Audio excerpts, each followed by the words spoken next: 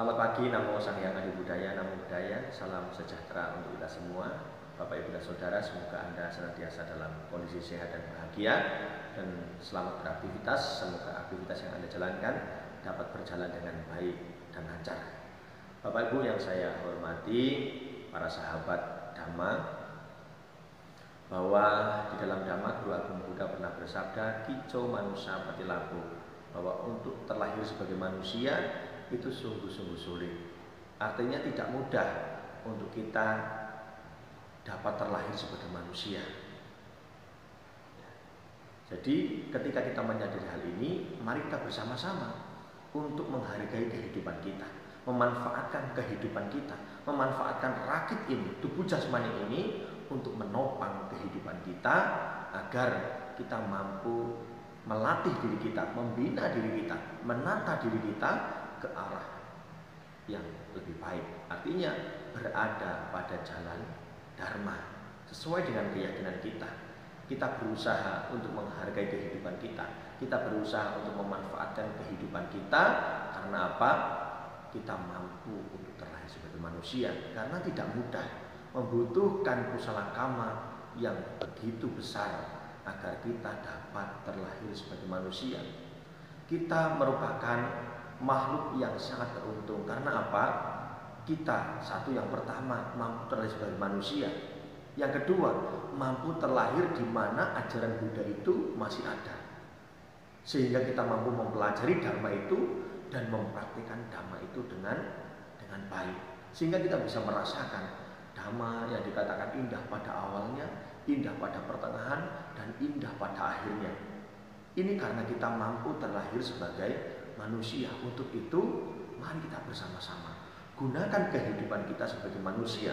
Selagi kita masih mampu, selagi kita masih bisa bernafas, masih bisa berbicara, masih bisa melangkah, masih bisa berpikir dengan baik, gunakanlah kehidupan kita dengan sebaik mungkin, di mana kita harus mampu menghargai kehidupan satu sama lain.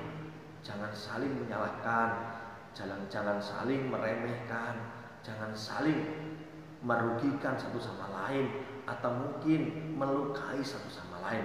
Karena pada hakikatnya semua makhluk yang dilahirkan, yang tercipta, ingin atau mendambakan kehidupan yang bahagia.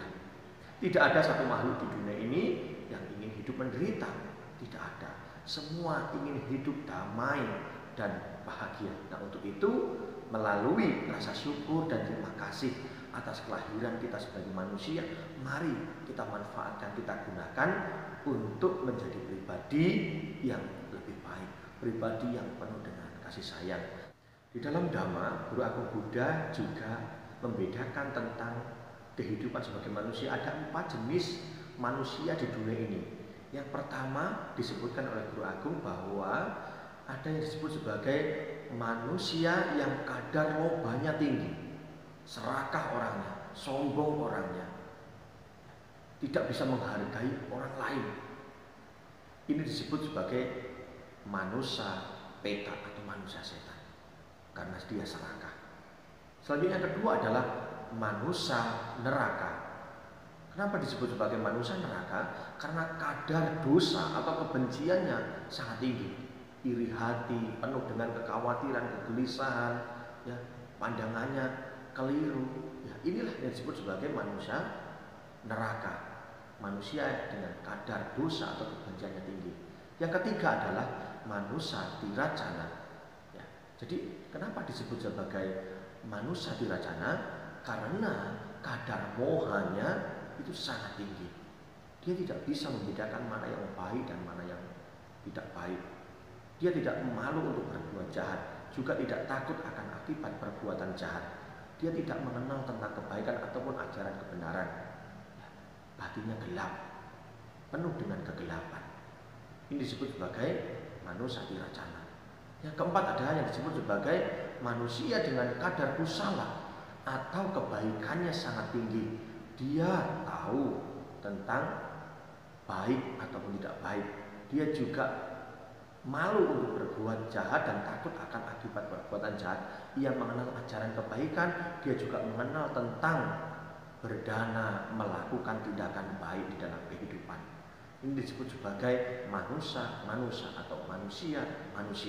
Artinya ia adalah manusia seutuhnya yang mampu menghargai kehidupannya, yang mampu melihat bahwa kehidupan sebagai manusia itu bukanlah hal yang mudah dicapai, tetapi sungguh sulit, sehingga ia mampu memanfaatkan kehidupannya untuk banyak melakukan perbuatan baik. Nah, dari keempat jenis manusia ini, mari kita melihat di posisi mana diri kita, sehingga ketika kita mampu mengetahui dari empat jenis kehidupan sebagai manusia ini, kita mampu untuk berbenah diri, mampu untuk melakukan perubahan, sehingga kita dapat menjadi pribadi-pribadi yang semakin lebih baik, menjadi pribadi yang semakin damai, semakin bahagia, semakin penuh dengan kasih sayang kepada semua makhluk, kepada kehidupan kita, terutama kepada diri kita yang tentunya terlahir sebagai manusia yang dikatakan mudah, sungguh sulit.